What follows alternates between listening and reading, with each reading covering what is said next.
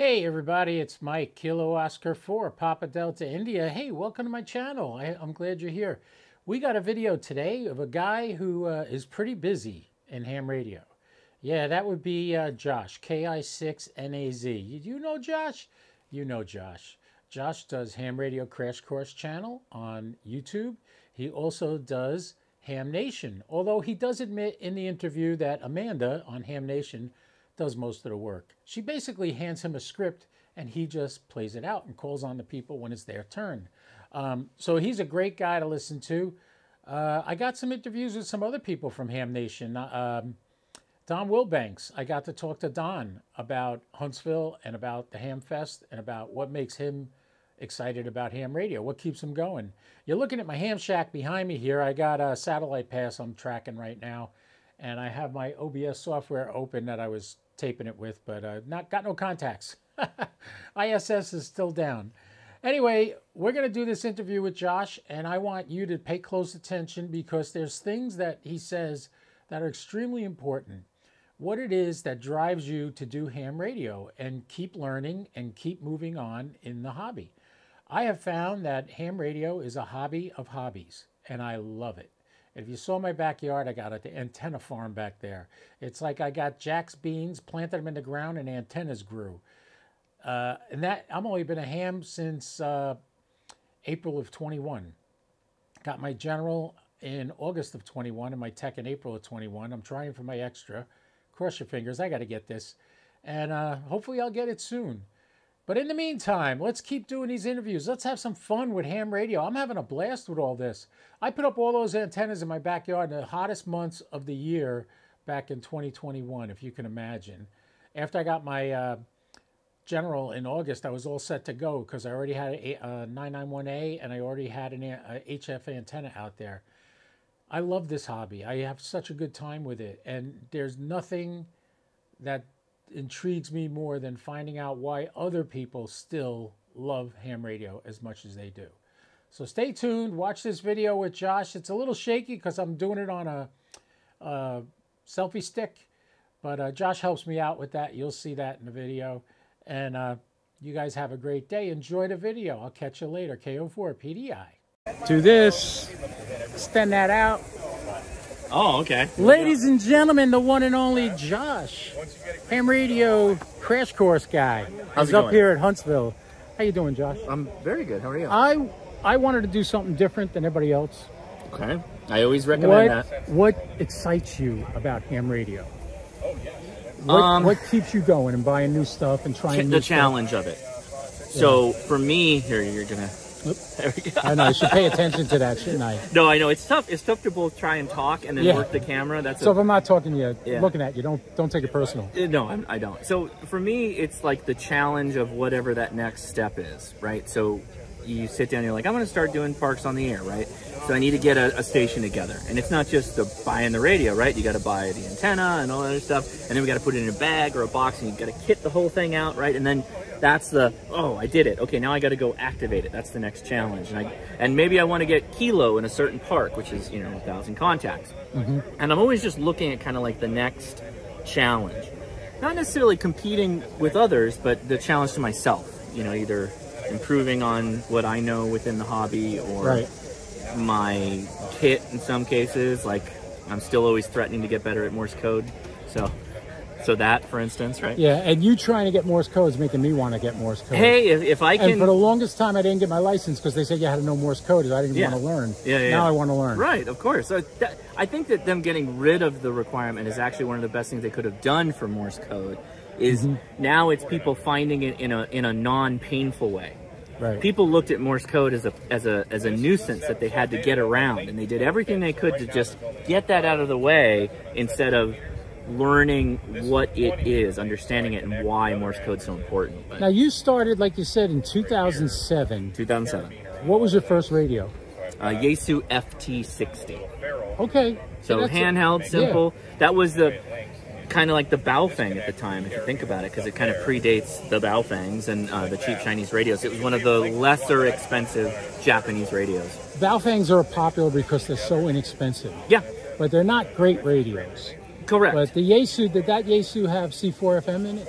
Could you do No, it didn't have No, that either. predates C4FM. Wow. FT60. It's still available. It's, it's the big chunky one. Yeah, yeah. I know the FT70D is a less expensive Yaesu HT. Costs about the same price as the FT60 still. FT60's been around for decades now. Okay. But that FT70, that came out like over a decade after the FT60. Wow. Well, when I first got into ham radio, the first thing somebody told me is you could talk to satellites, and I went, what? And I've been a geek. Yeah. I've been a geek for the space program since I was a little kid. Yeah. Me and my brothers played Apollo in our bunk beds. We'd hang blankets down the side of the bunk bed, make believe we were in the astronauts in the capsule. Cool. Yeah. And I love space since the Mercury program. I've been following it since I was a little kid. And that was a tough program to follow with some of the deaths in the Mercury. When they showed at the museum, when they had that Mercury simulator capsule, and you see that thing, it's tiny. It's like the ball gunner on a B-52 or B. It's even less room than that. It's small. The B-25 had a belly ball gun. Yeah, 25. Yeah, that was an amazing little. But this is even smaller. You couldn't move in the thing. I don't know how they did it. That's why they called it spam in a can, because they wanted to be able to fly it as pilots, and NASA just wanted to make it all automatic. Right. And they were like, no, we're test pilots. That was the time when astronauts truly were Air Force test pilots. Well, I fell in love with that, and I started with my Yagi, my Arrow 2, and a handy talkie. Yeah. And now I got the Yaesu rotor in my backyard. I can get any satellite I want whenever I want. Oh, you got the dual azimuth. And I have the sat box that controls it and the radio. It's absolutely amazing. What radio are you using? I'm using a 9700 at home. Are you? Yeah. So you've got quite a nice little yeah. setup. Yeah, my setup is the best you can do. Yeah. Short of actually. What antennas do you go with? One is a Comet and one is, they both have about 10 dB a gain. They're short Yagis. But 10? But I have preamps on them too. Oh, wow. So for the receive, it receives as well as those 10-foot long Yagis you see. Yeah. The M-squared dual setup they make that. The M-squared where the elements are like L's. Yes. Right? Yeah, rotary polarized. Yeah, yeah. The dirty little secret about satellites is polarization's irrelevant. Because most of the satellites, the CubeSats, they're tossing and turning they're all little over the place. balls. Yeah. They're tiny. They're flying all over. They're rolling. They don't fly straight level like an airplane. Right. And people don't understand. Well, that's why you see those guys that are constantly pivoting and rotating, is because they're trying to get some semblance of of a polarization. Yeah, actually, right this minute, there's a ISS pass going over. Nobody's trying it, I guess. We had an ISS pass. We should probably tell digital. I think it already But we went. had a Parachute Mobile as well. Yeah, the Parachute Mobile, I got in on that. That was fun. You did? Oh, good. But yeah, I love your channel. I Thank watch you. it all the time. I watch Ham Radio Crash Course. I love Ham Nation. And the fact you keep that going is wonderful. Because it's more things to do. It's a lot. It's some time, but we wouldn't be able to do it without Amanda. Yeah, it's Amanda. Amanda does the whole thing. The reason she does the planning doc. So every week when I sit down to implement, if you will, like the night before I start setting things up, Amanda's got it all queued up for me, so I can just go boom, boom, boom, hit my punch list. It's Amanda's a producer. You need a producer to do it really well. I don't have a producer as well. So yeah, that's nice. Yeah. Well, Josh, thanks a lot for giving me a couple minutes. Yeah, absolutely. Have a great time at the Hamfest. Good talking to you. Thank you for sharing your magic with us, too. Oh, I still got it with me. Maybe tonight or tomorrow night. Excellent. I'll bring out the little bag with all my stuff. Yeah. And we'll have some fun. But thanks a lot, man. That's Josh from Ham Radio Crash Course and Ham Nation. Make sure you check out his channel, KO4PDI here, 73. All right, did you like that video? Josh is a great guy. He's one of the most friendly, kind people in the ham radio business. And I cherish our friendship, and I hope to get to work with him many, many times. Maybe I'll get to be on Ham Nation or one of his shows, Ham Radio Crash Course, someday. Still working on new things that I'm experimenting with and trying.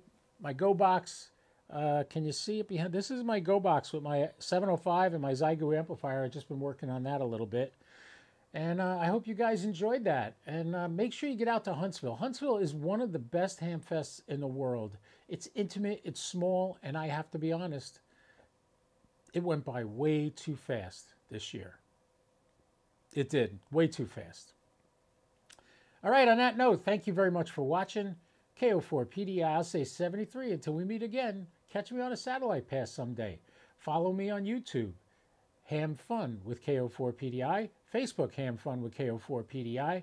Twitter, now X, KO4PDI. Oh, no, it isn't. It's not. It's Photo Guy Mike. Long story. I'll explain that to you. On that note, you guys be well. And check out the links in the description of this video to Josh's videos, his ham radio crash course, and also Ham Nation. And I have new links in there.